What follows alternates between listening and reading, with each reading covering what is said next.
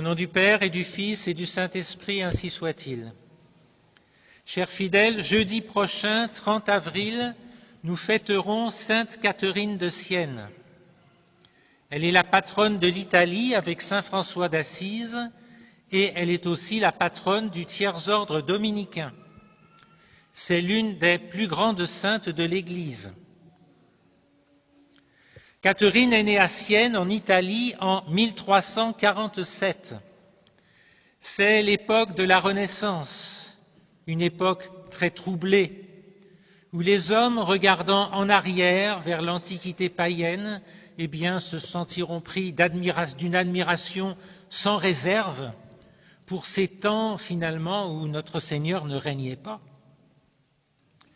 Et cette admiration, au cours des siècles, aura pour conséquence que finalement, les hommes se détacheront de plus en plus de l'autorité de l'Église.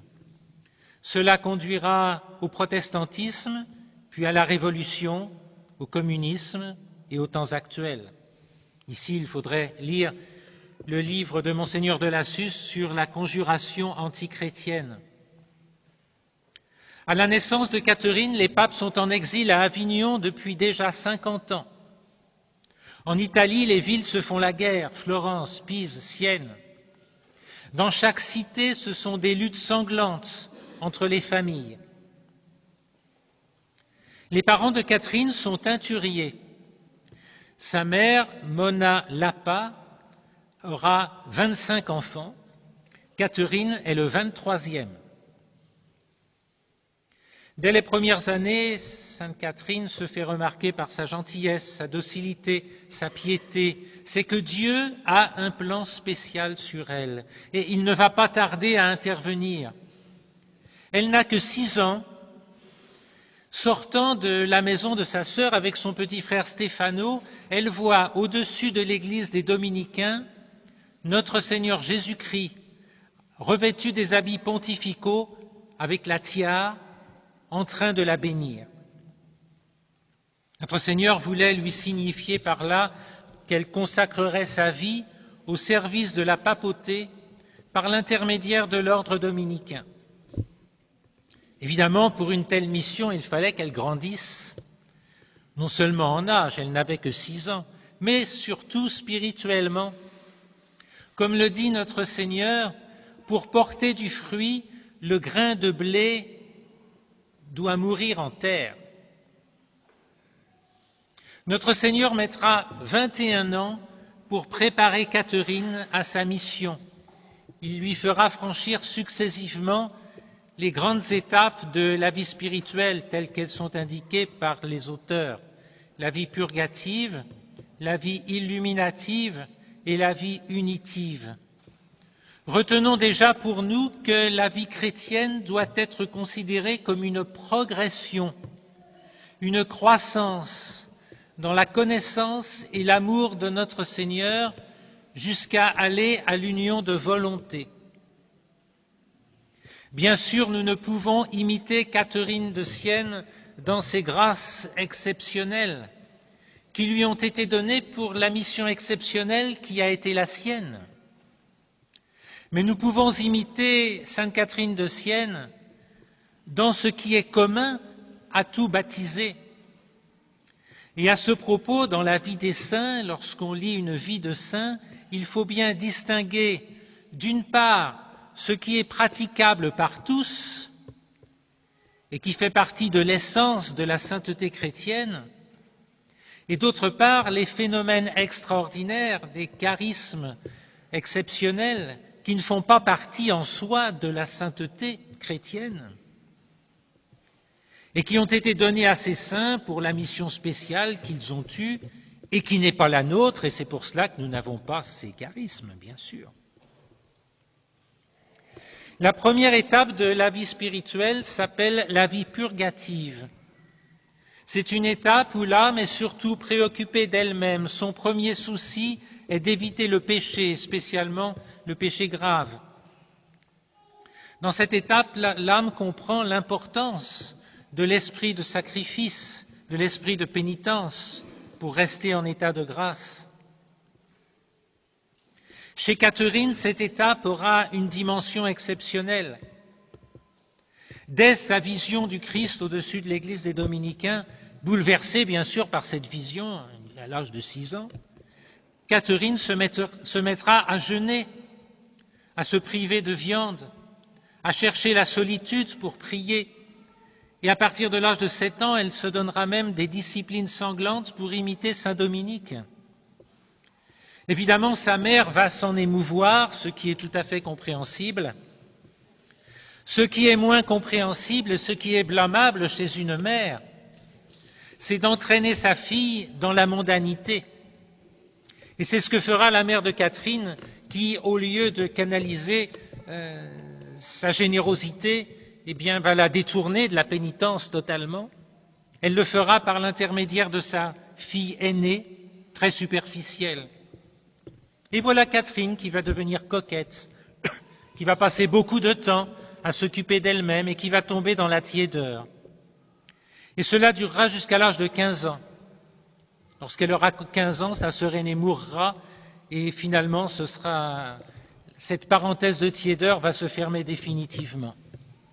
Les biographes remarquent que si notre Seigneur a permis cette réaction de sa famille,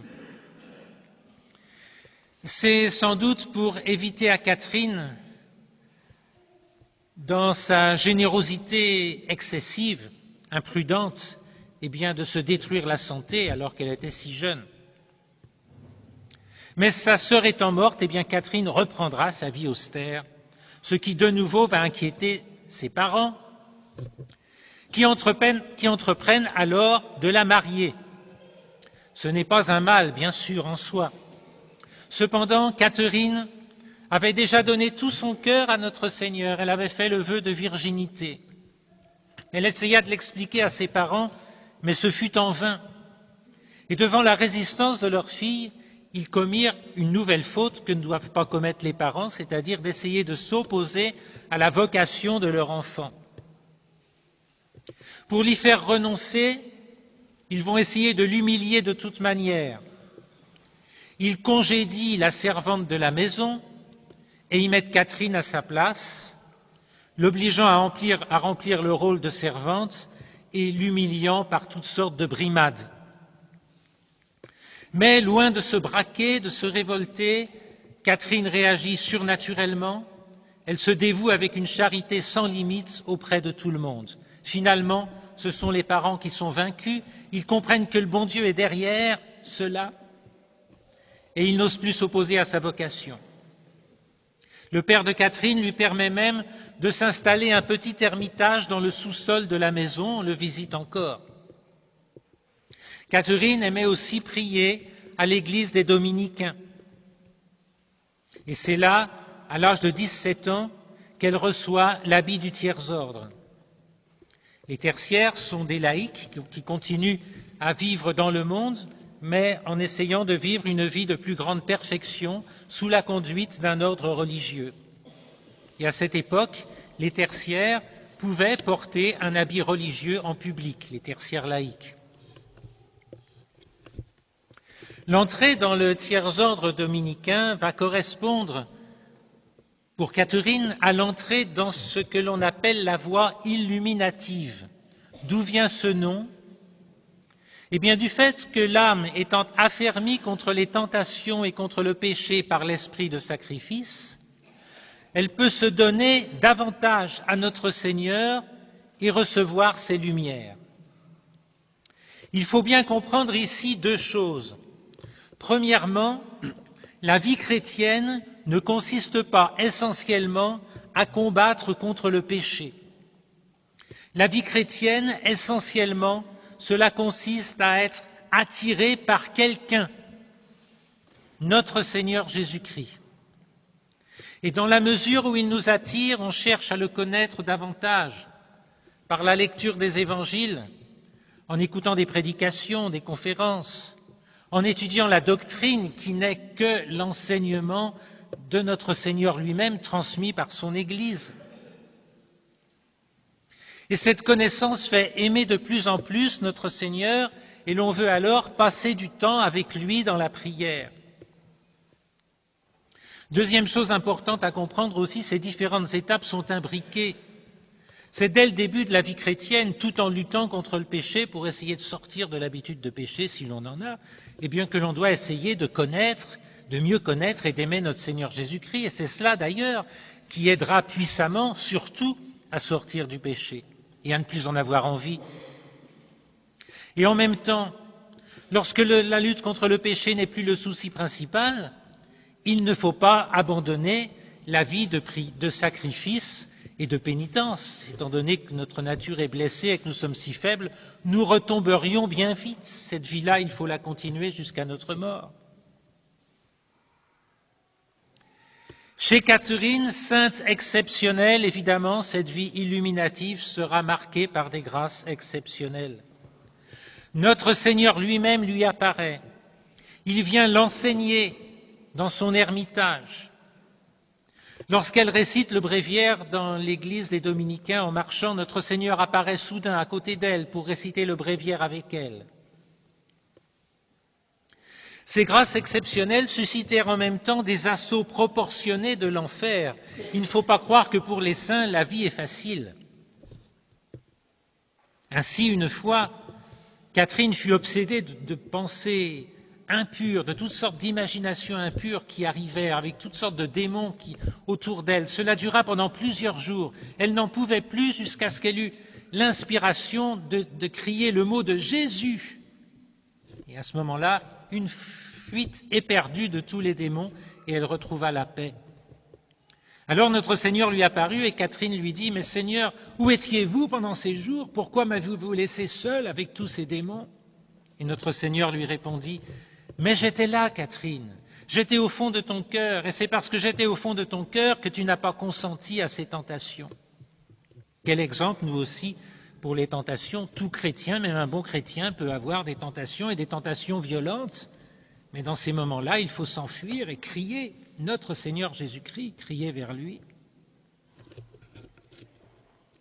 Cette période de la vie illuminative prit fin avec le mariage mystique de Sainte Catherine avec notre Seigneur. Pour récompenser son amour et sa fidélité dans les épreuves, notre Seigneur mit à son doigt un anneau d'or en signe de ses épousailles spirituelles. Nous arrivons maintenant à ce que les auteurs appellent la vie unitive. C'est une vie où domine l'action de Dieu en l'âme. L'âme vit presque continuellement en présence de notre Seigneur. Elle ne résiste plus à ses inspirations. Elle se laisse conduire par lui en toutes choses, cherchant à le faire connaître et à le faire aimer autour d'elle. Et il faut bien comprendre que cette vie unitive est le but de notre vie de baptisé. En fait, c'est pour arriver à cela que Dieu nous a créés. C'est son plan d'amour sur nous.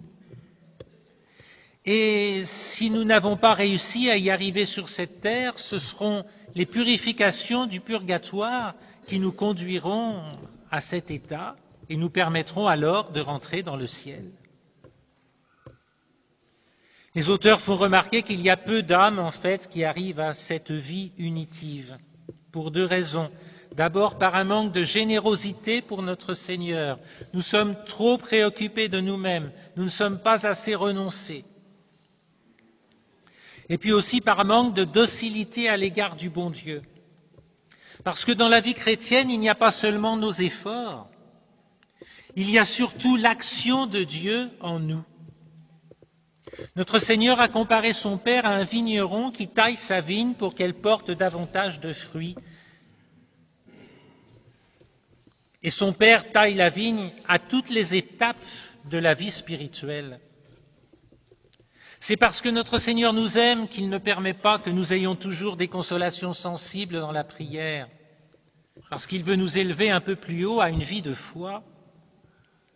C'est parce que notre Seigneur nous aime et qu'il veut notre bien, qu'il ne permet pas toujours que nos projets réussissent, que nous ayons des contradictions, des humiliations, des échecs, parfois même des problèmes de santé.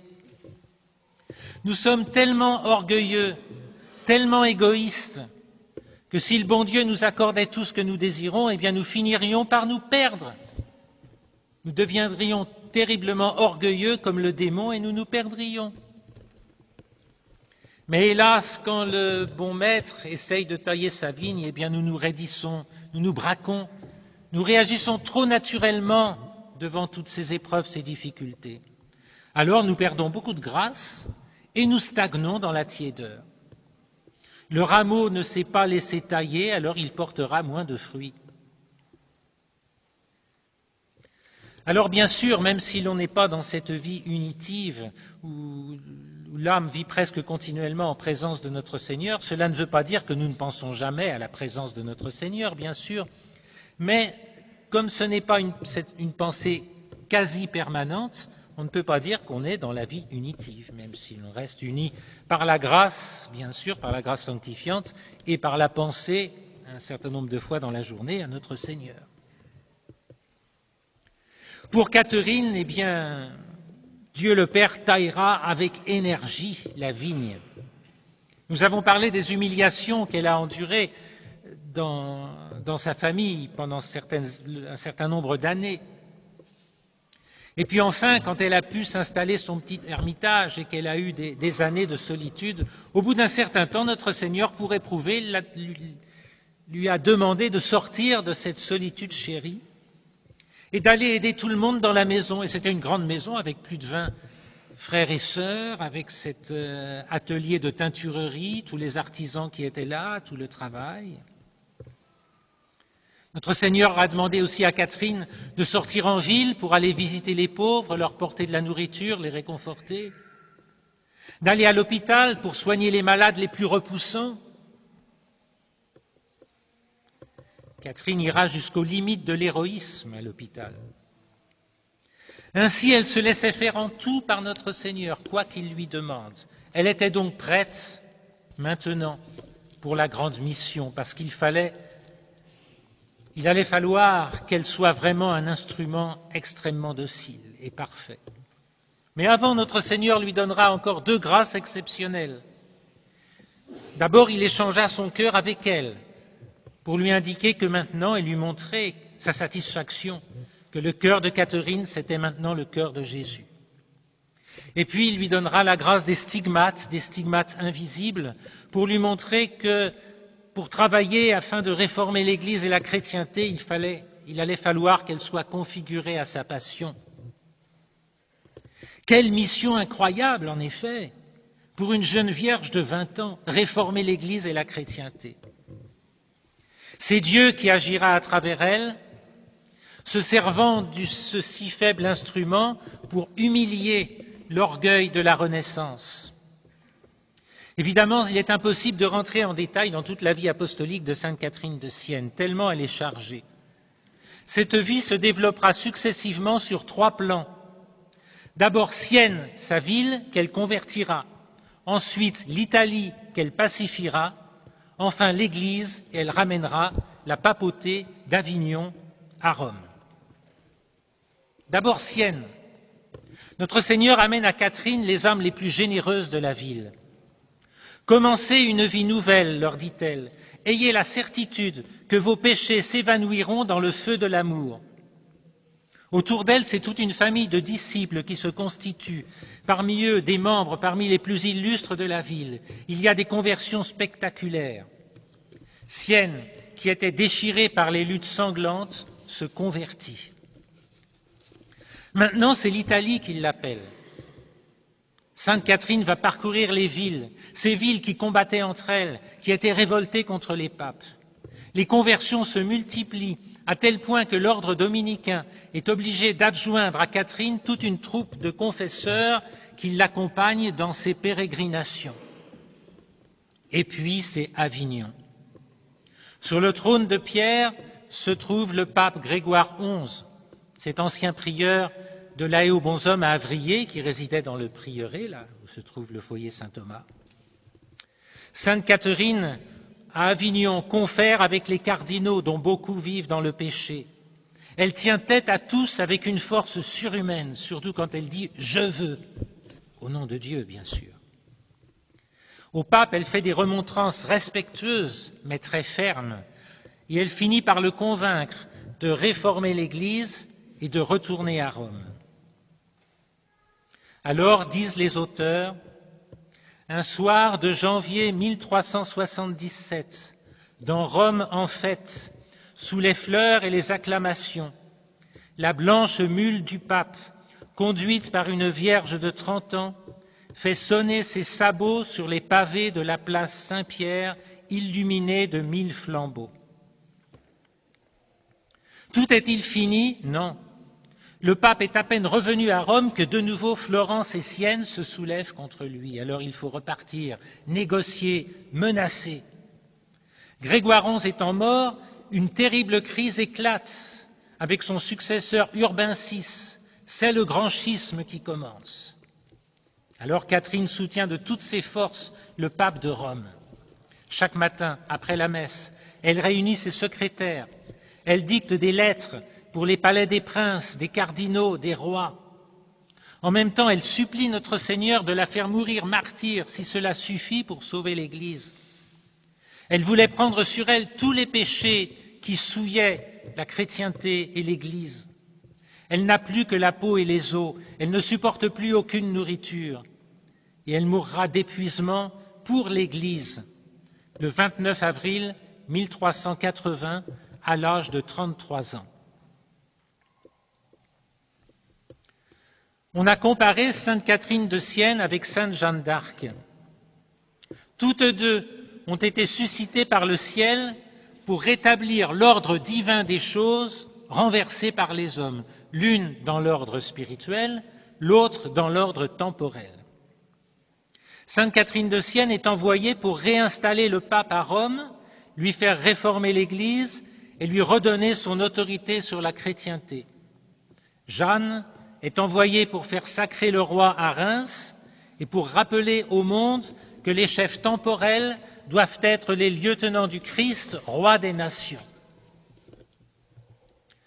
Alors aujourd'hui, demandons à Sainte Catherine de Sienne d'abord qu'elle nous fasse parcourir, qu'elle nous aide à parcourir les voies de la vie spirituelle, nous aidant à être généreux pour notre Seigneur et à nous laisser tailler docilement par le divin maître de la vigne. Et puis, prions-la pour qu'elle ramène le pape à Rome. Oui, il est bien dans les murs actuellement, mais il a perdu l'esprit de Rome. Il a perdu l'esprit de ses prédécesseurs. Le pape François s'apprête actuellement, sa prochaine encyclique, faire une encyclique sur le réchauffement climatique et le développement durable. Il a perdu l'esprit de Rome, c'est certain. Il est complètement perdu dans ses rêves modernistes qui détruisent complètement l'Église et le monde. Eh bien, prions Sainte Catherine pour lui, pour qu'elle le fasse revenir. Alors demandons tout cela au cours de cette messe, au nom du Père et du Fils et du Saint-Esprit, ainsi soit-il.